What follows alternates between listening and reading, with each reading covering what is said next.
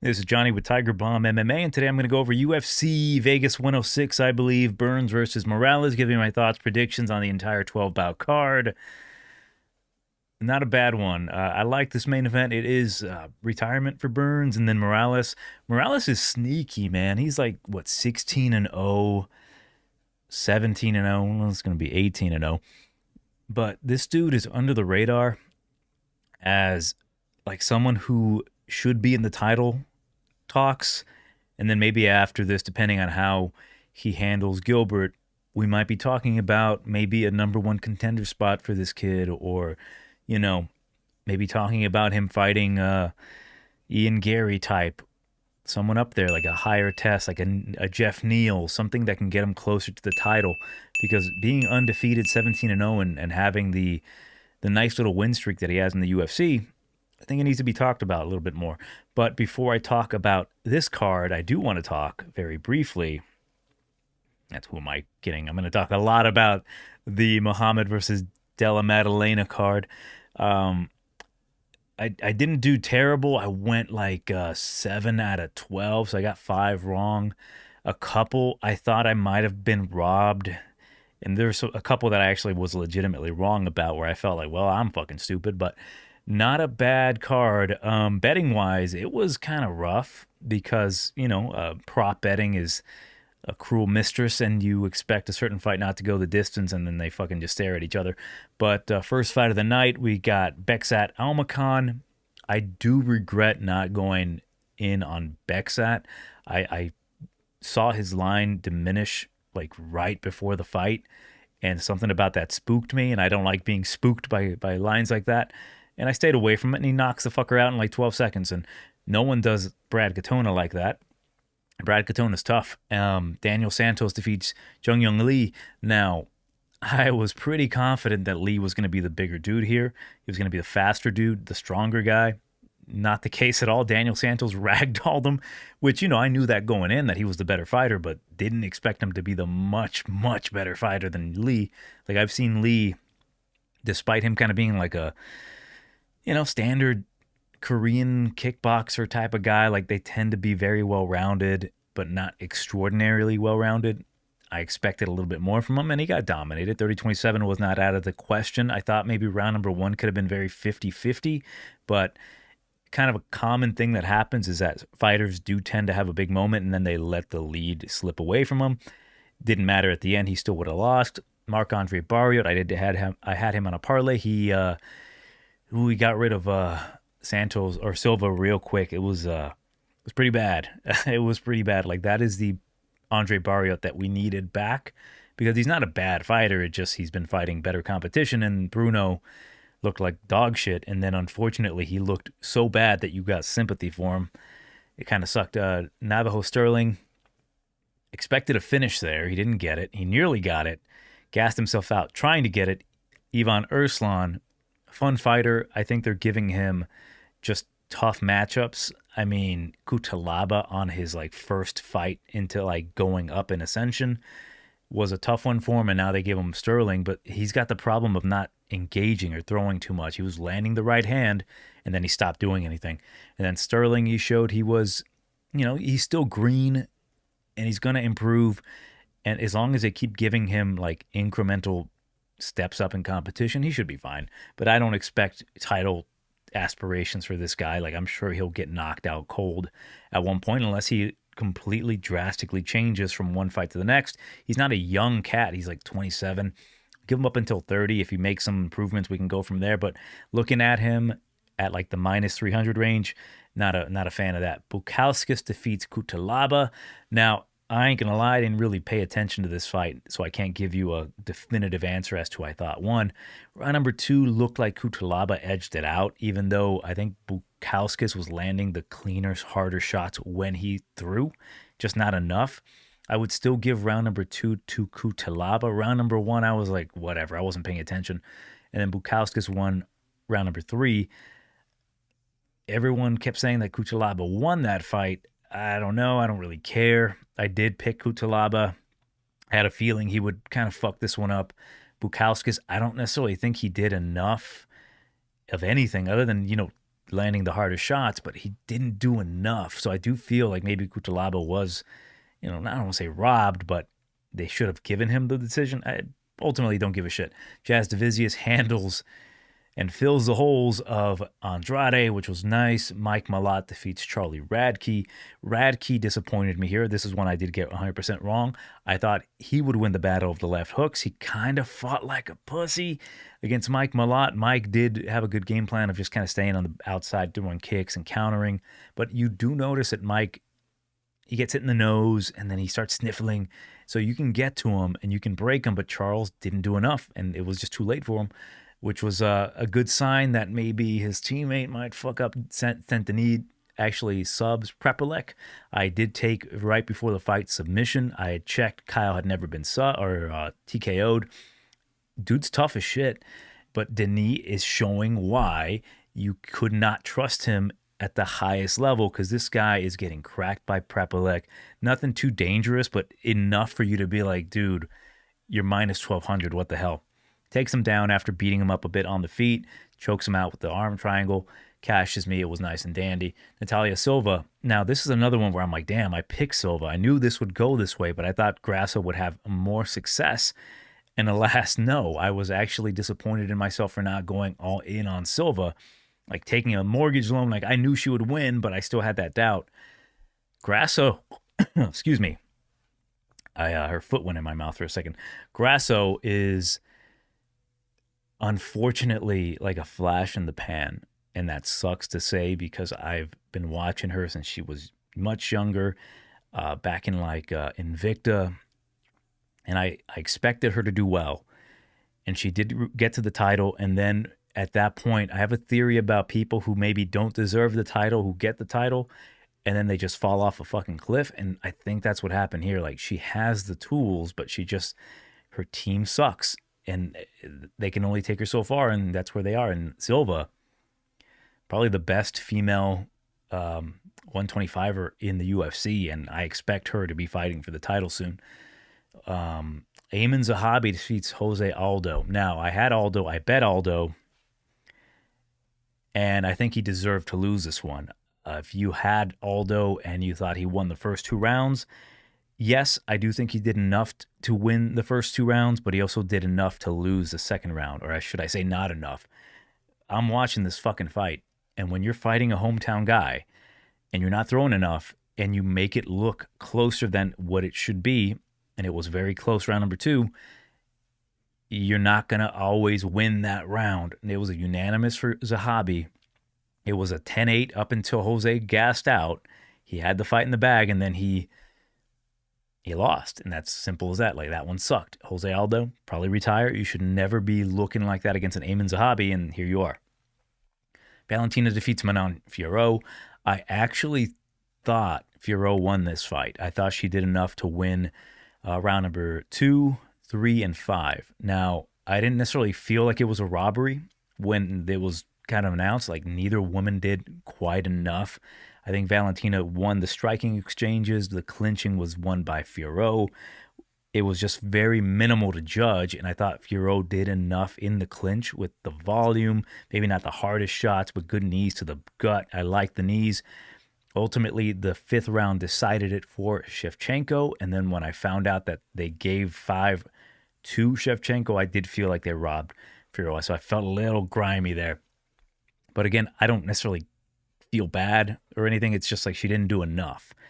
But yeah, I think Fiorot did take that one. Unfortunately, the judges did not see it that way. And then finally, Jack Della Maddalena proved me right about a lot of things. I would always say, like, Belal is not as good as people think. I kept fading Belal, but ultimately no one could escape the roided clutches of Belal Muhammad. And then here we have Jack Della, who people were disrespecting, calling him like he's got no ground game, this and that. I'm like, yo, put shit in perspective and put respect on his fucking name, the new welterweight champ.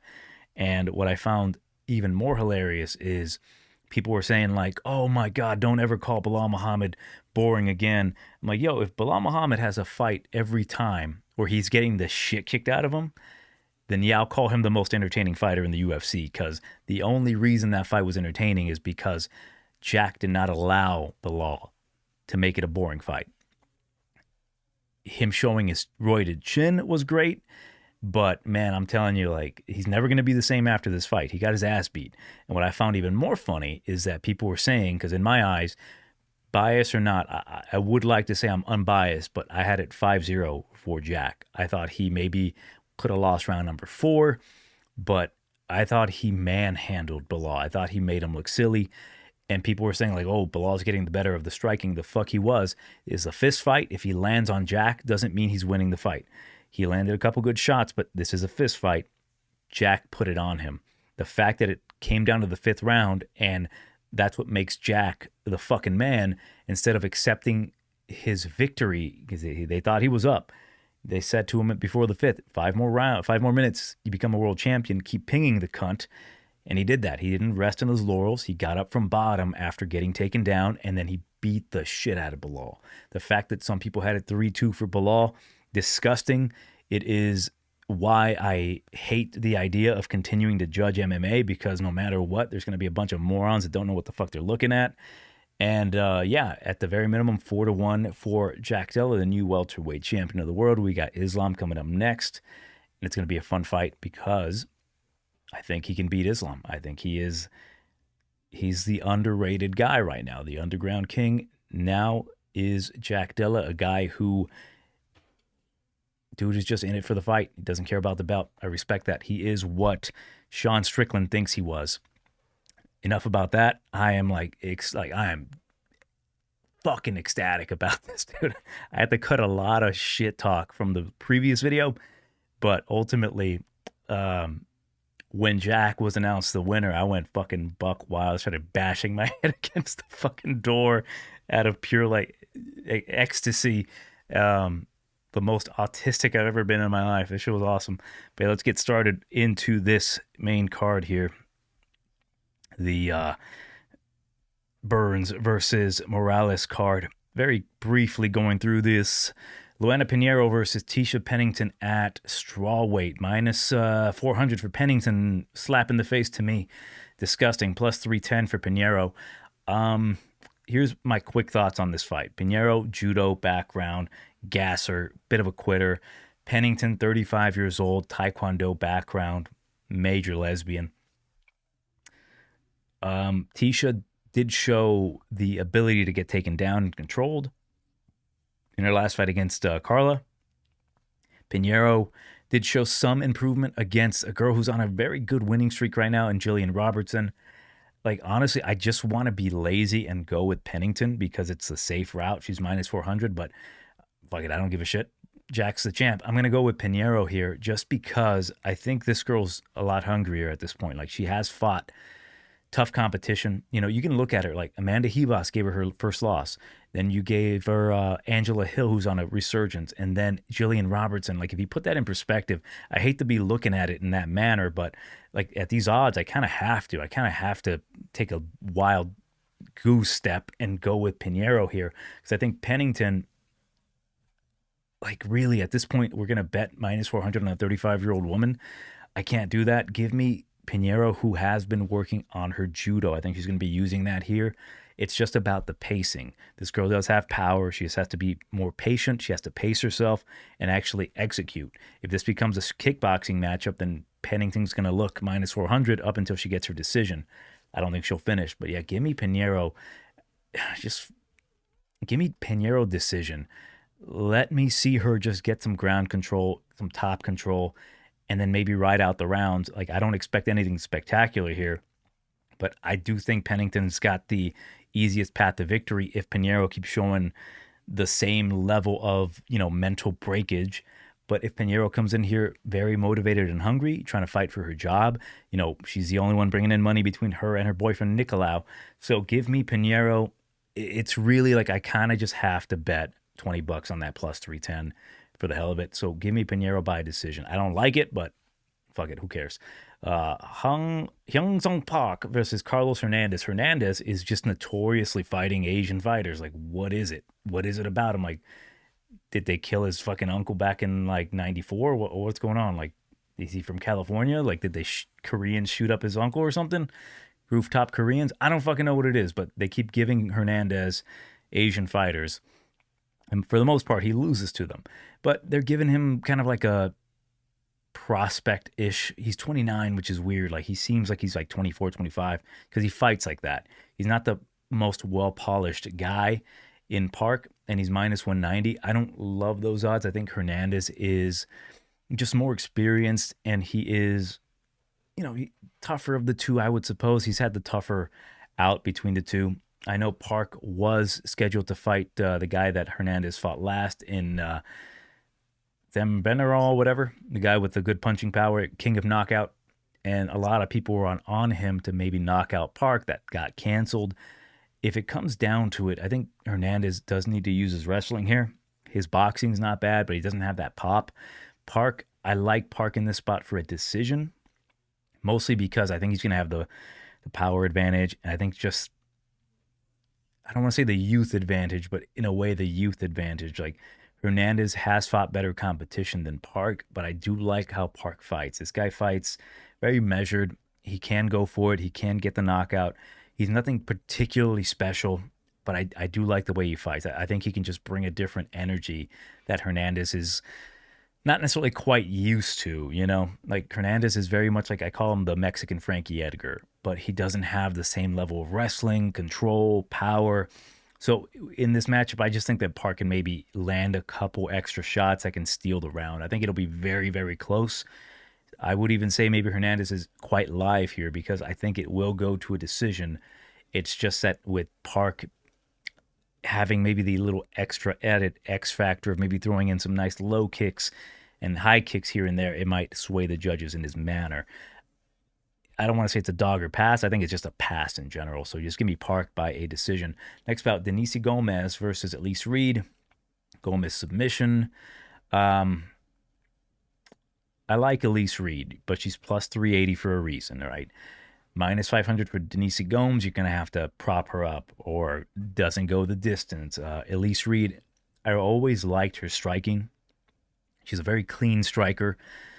In this spot, though, she's not going to have the bigger power. She's not going to have the, edge anywhere other than maybe just volume striking. But Denise could take her down. She can go for submissions. She can go for guillotines. She can maybe even knock out Elise Reed. It's just too much danger. But Denise, I've never really viewed her as a high-level fighter. I don't think I would rate her very highly to the point that she should be minus 500. I think she should be like at least maybe minus 300. Minus 5 is just ridiculous here. I do think she'll get the finish along the way. But my biggest concern with D. Gomes is that she's not the brightest, right? I think if Elise Reed were to be smart, it would be very intelligent for her to actually mix in some takedowns of her own and see what her grappling's like. I think Gomes off of her back, not the best. And I think it'd be something different that would surprise Gomes. But I think she's going to be stronger here. I think she's going to have the more power, the finishing upside, more or less. But yeah, give me Gomes to take her down, take her back, and submit her. If a girl like Penne, who, yes, she's bigger, she is lankier, she's a former atomweight champion, whatever, is still giving you fits, I think Gomes could finish you. Give me Gomes, second round sub. Next bout, we've got Luana Santos versus Tainara Lisboa. Minus 130 for Santos. Come back on Lisboa, plus 110. Give me Lisboa by a decision. I think Santos, I've never been impressed by her style.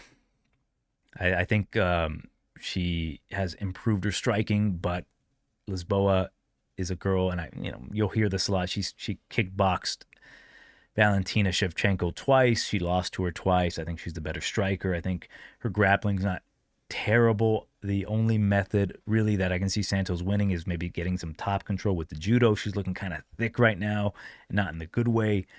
Give me Lisboa. I think she just be the hungrier of the two. I don't like the fact that she's 34 years old, but I do like the experience that she possesses.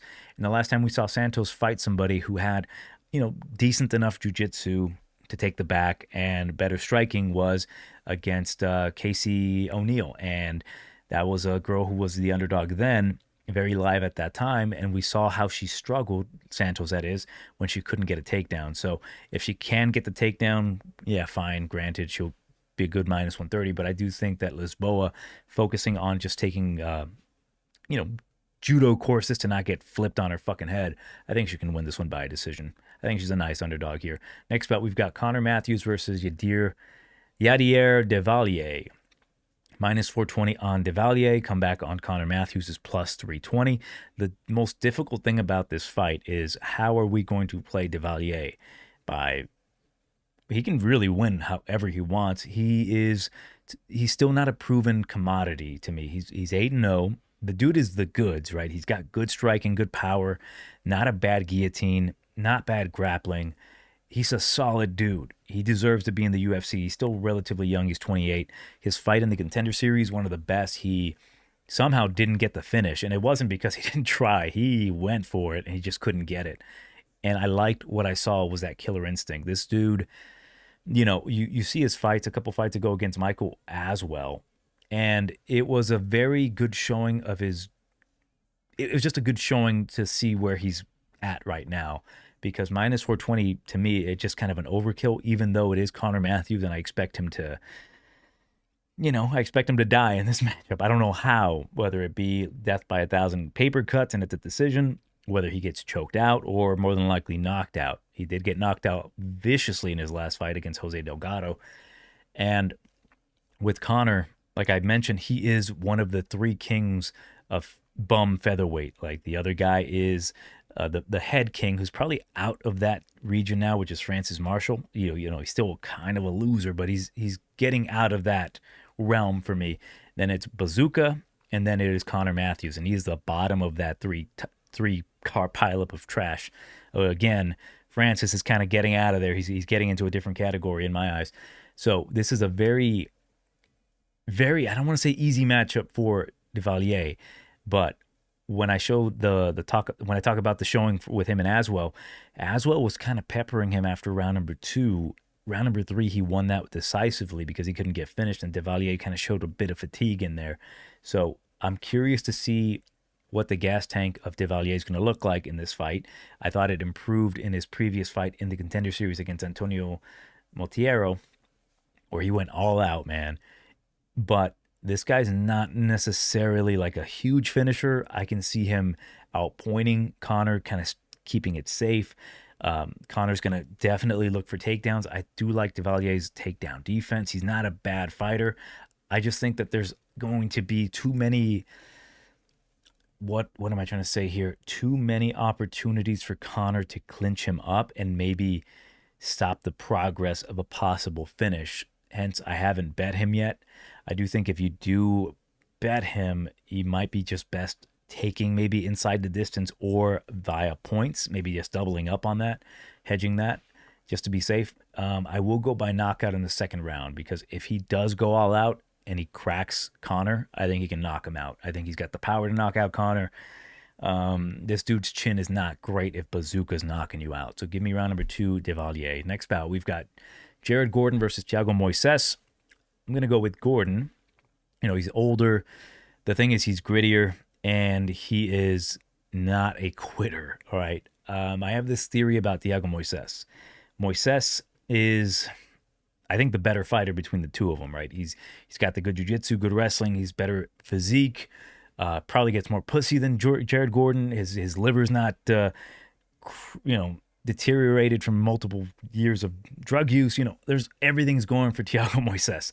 The problem with him is that mentally, this dude gives up, right? With my background in psychology, my theory about Moises, when I see how good he is and just how bad he reacts, I don't have the perfect phrase to describe it, but this guy is he's comfortable at accepting defeat. I'll just say this guy will be in a situation where he's made up his mind, knowing that he's maybe outmatched, where he might be fatigued, that there's no path to victory, but he won't quit in the sense that he'll curl up in a ball and just let the referee get the guy off of him.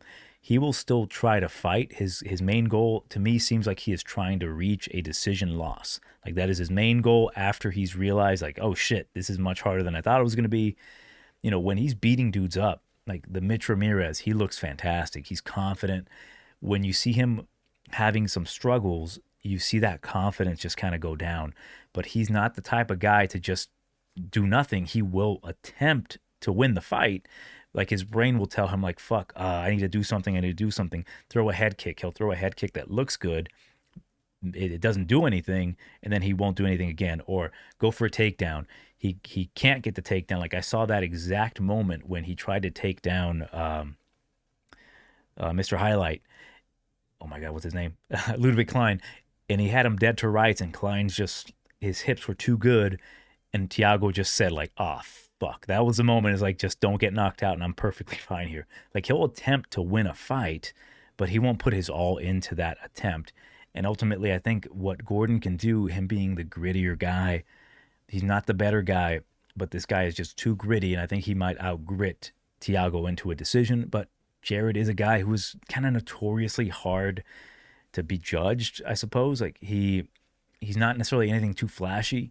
He is hittable, and if he might take too many strikes despite winning the striking exchanges, would not be surprised if Moises is accepting defeat and they call him the winner and he's ecstatic.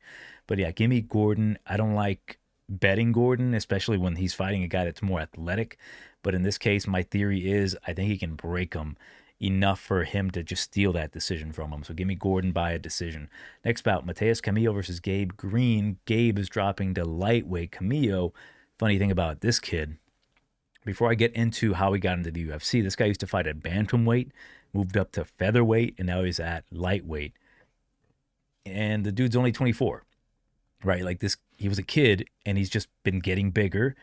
And what I've seen from him, I think he's got the goods. He's minus 175. I considered betting him. I'm going to pick him, but I'm going to give you more details. Plus 145 on Gabe Green. Gabe, 32, used to fight at welterweight. This guy fought big men at welterweight. He's fought Ian Gary's tall 6-foot guys, long reach. Brian Battle in his last fight. This guy's fought Phil Rowe, like giant, long-limbed men. And I think his debut was against D-Rod. So this guy, moving down to 155, I am curious to see what he's going to look like. He's looking in really good shape. He's looking a little leaner. I know he just had a kid. And this dude, he's always impressed me by his style because he's very aggressive. He moves forward. This dude, hard to put away. I know he got knocked out his last fight, but that was like, it was just dumb of him.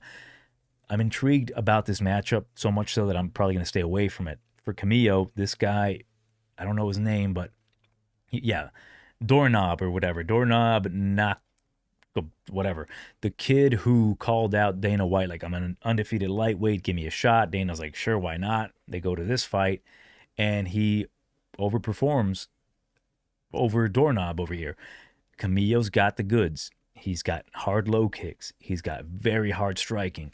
This guy trains with, cross-trains, I believe, with Nova União and Extreme Couture. He actually is a training partner of Marion Santos, which I'll talk about him in a bit. I like what this guy does. He's got very slick jiu-jitsu as well. The fact is that when you look at his losses, this kid definitely was kind of cutting too much weight as his body was getting bigger. And now that he's more comfortable at this weight, he's looking very good. And like, I just like what he can do. The thing is, though, what is Gabe going to do to counteract that? I think Gabe is still a very solid fighter. He's definitely older, more experienced, fought the better competition. And I think ultimately it's going to come down to the reason I am picking Camilo by a decision is because I'm expecting Gabe to maybe not have the same kind of cardio at 155. Maybe I could be wrong, but I expect Camilo just to kind of pepper the legs because Gabe is fast. This guy has a lot. He can pressure you. He can go for takedowns. He's a strong dude. So I think there's a way you can beat Camilo where Gabe can implement that. But because this is truly one of the harder tests for Camilo, I think he'll pass the test. But I'm just a little too curious as to judging, after the Bilal fight where people are like, again, I thought it was 4-1. Can Gabe Green clinch him up and hold him for 2 minutes while he's bleeding from his fucking mouth and they call him the winner? I don't know. That's kind of what I'm worried about. But as for Camilo, I like what he brings to the table. I'm pretty sure he'll win this fight. I think the odds kind of reflect that. I think he was at one point minus 200. Now he's kind of dropped down. I think Gabe is definitely a live dog here, but there's just too many questions I have for Gabe. Is he going to make the weight? Because he's generally a pretty thick, muscular guy at 170. So I'm more intrigued about this matchup than anything because I want to see what Camilo brings to the table at the UFC level. Because from what I've seen from this guy, even in his last fight, I was very impressed by it. But yeah, we'll see. I've seen him also kind of get broken. I'm using that theory that maybe the weight cuts for the kid as he was getting bigger, maybe attributed to him maybe having a mental break. Like this Eric Mercado, he's beating the shit out of this guy back in Fury FC 50. And then he gets caught by a guillotine. Like he kind of gassed himself out. He accepted position on top, and then Eric just kind of goes for the guillotine and grabs it. So shit like that is what kind of worries me.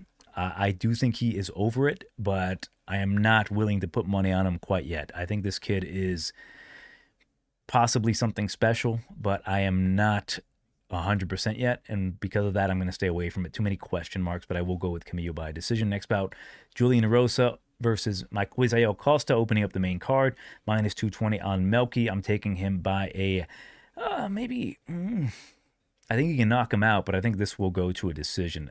Erosa, notoriously kind of tough to put away in his own way. Like if you knock him out, he's out. But if you don't knock him out, he'll come back with a fury and eventually submit you. I like Mel's chances here to kind of stick and move. He's the faster of the two. Erosa in his last fight. And let me try to... I want to say this fucker looked awful against fucking Darren Elkins because he kind of did. He looked fucking slow. He was getting taken down with the worst takedowns. It was terrifying to me because I had Erosa on a parlay and I'm like, what the fuck are you doing, dude? Why are you getting taken down? He made it look almost effortless. But my theory about that is either he's just 35 years old and never been super athletic, and now it's kind of showing up and catching up with him, or he just did not fear anything from Elkins at all. Like, yeah, put me wherever and I'm going to knock you out. He had opportunities to choke him out. It almost seems like he wanted the knockout. So for that reason, I'm going to give him a pass for that weird performance where he did finish him in the first. But again, I think Mel would have finished him as well. At this point, I think Mel has finally shown why I picked him to beat Steve Garcia. I thought he was going to look like he's been looking recently, and that one fight actually made me more secure in what I thought about him, because after he got brutally finished by Steve, covered in blood, he's still going for a takedown on the referee, you know? So I'll give him props for that. This guy's grappling has gotten better. His striking is definitely clean, and on top of that, his jiu-jitsu, to me, has just gotten significantly better. Give me Mel Costa. You just kind of dance around him and maybe possibly get a finish along the way, but I will stick with Mel Costa here. I think the minus 220 is more or less justified. He's the younger dude here, less mileage on him. Give me Costa decision. Next bout, we've got Errolston Ruziboev versus Dustin Stoltzfus. I will be one of the few people that say Dustin is a little underrated. Plus 225, it's worth a shot, kind of hedging your bet here with Nerlston by a knockout. I don't believe Nerlston's ever won a decision in his life. Let me go back and check, because this dude, there's a reason why he's a fast finisher. This dude he's never won a decision. He's gone to a draw before. It doesn't appear that he's ever won a decision. So with this dude, minus 285, he does not have the best takedown defense. It has gotten better. He's a big dude at 185.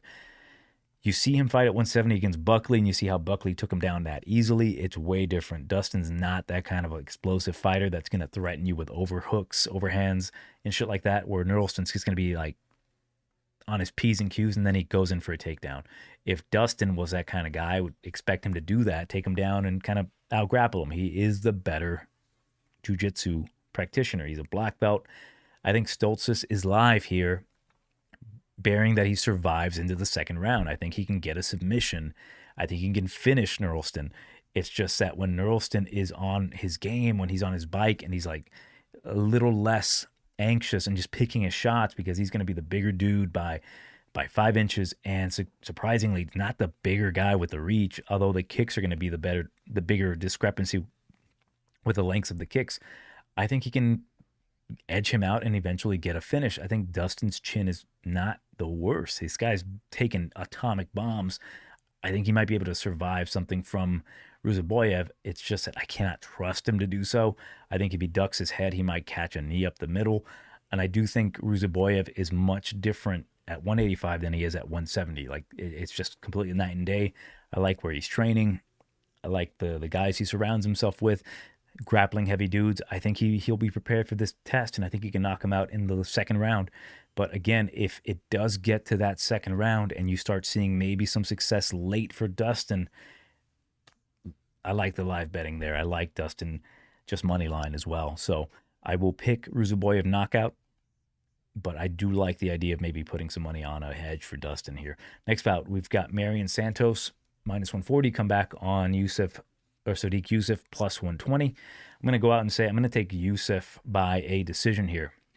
The primary reason, I like Santos. I think this kid is good, but after his last performance on the mic and on Twitter, I kind of fallen out of that Marion Santos game. I thought he did win his last fight, okay?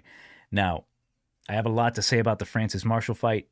Optically, he did more damage. He got held down a little bit longer than I would have loved to, but I thought he did more damage to win the last 2 rounds.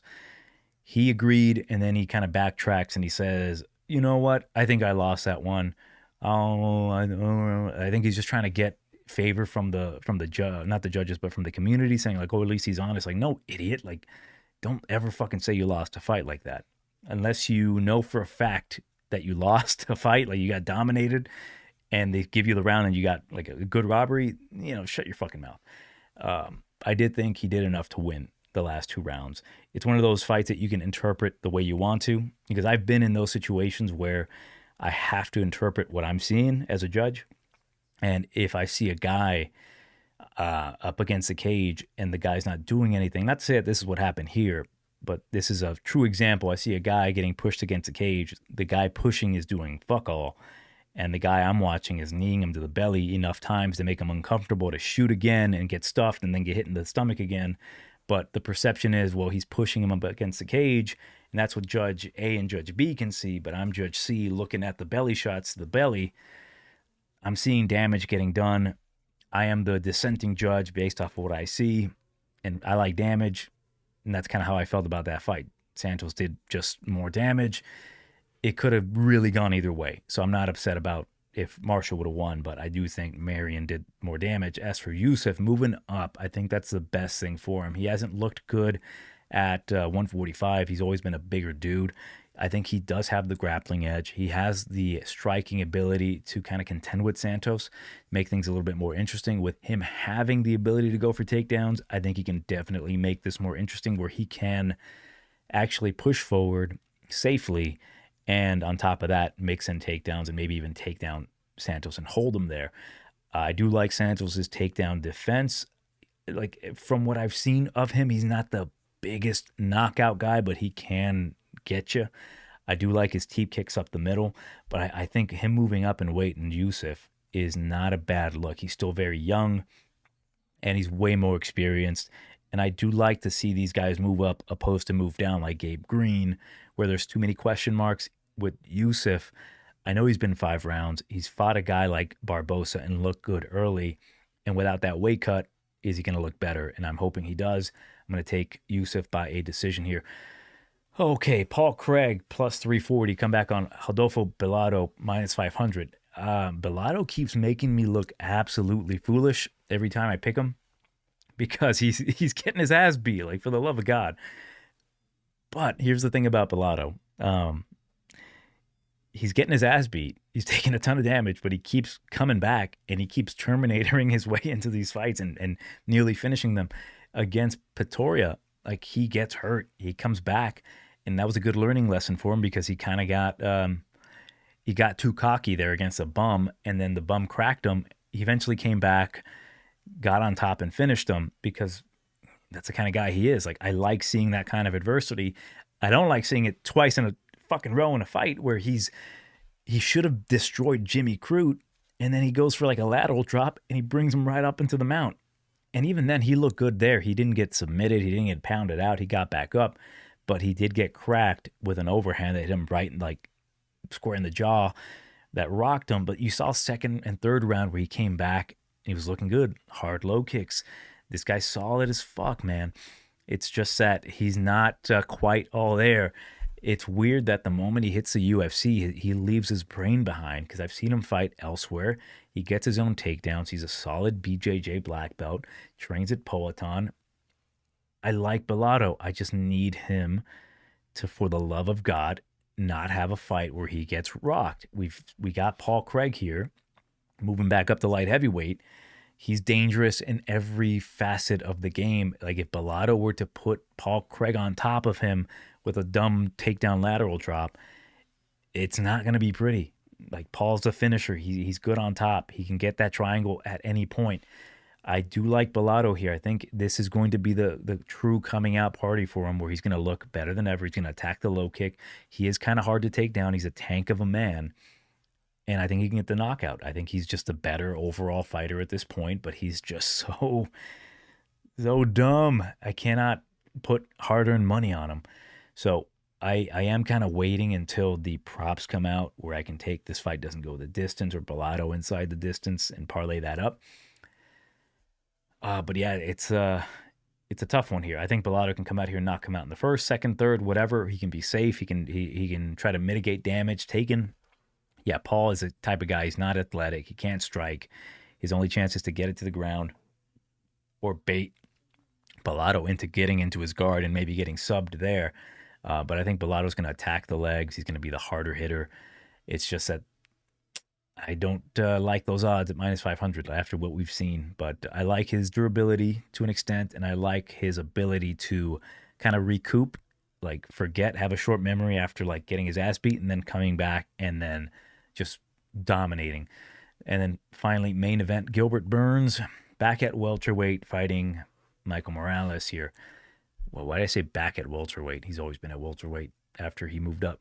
Minus 650 for Morales. Come back on Burns is plus 475. Okay, this is Burns' last fight, and Morales is going to beat his ass. I think I've heard a lot of people say, like, well, Morales is, he's 25, he's young, he gives up takedowns, he got his back taken by Neil Magny, he's not the most impressive, like, he should be more far along than what he is. I disagree. I think this kid, he was, 23 when he came into the UFC? They gave him Trevin Giles. He finished him. Let me list those dudes off, because I've been very impressed by Morales, just given his circumstances. Just looking at the guy, they gave him Veretennikov for his first fight, I guess, in the Contender Series, and he was a dog at that point. He beats him. After round number 2, he takes over, knocks out Trevin Giles, knocks out Adam Fugit, goes to a decision with, at the time, a surging Max Griffin. Tough guy to kind of like beat, especially with the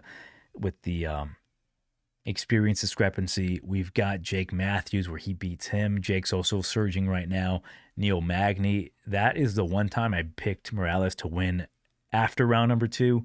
Fucker beats him in round number 1. But it shows how good Morales is. He's got good cardio. He's never been 5 rounds, but he's got good cardio to go 3. He's super long. His striking's getting better. And I think that eventually we're going to be talking about this kid, an undefeated guy, 18-0. Where's he at fighting for the title? Where's he at? They're going to give him somebody, and at that point we can assess. But this is Gilbert Burns. He's 38 years old. He's not the most durable guy. Just got finished by the champion in Jack. I love saying that. And then Michael's turn now. Guy with a 79-inch reach, 8 inches in reach, super high in, 2 inches in height. And on top of that, a guy with a wrestling background, a guy with good top control, and a guy that is not going to put himself in any situation where he can get submitted by Gilbert. I think this is going to be one of these moments where Michael's just going to let go of those long-ass arms. He's going to crack Gilbert, and he's going to be able to finish him.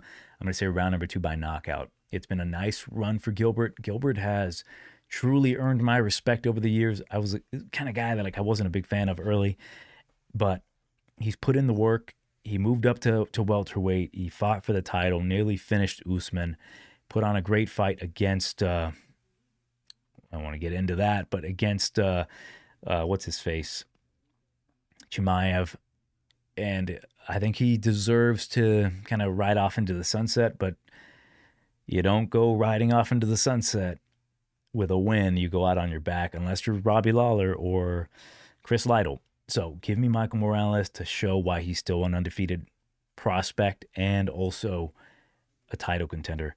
Give me round number 2. I put submission. Give me round number 2 knockout for Michael Morales. I think he'll catch him. I think he's going to show kind of where he's at.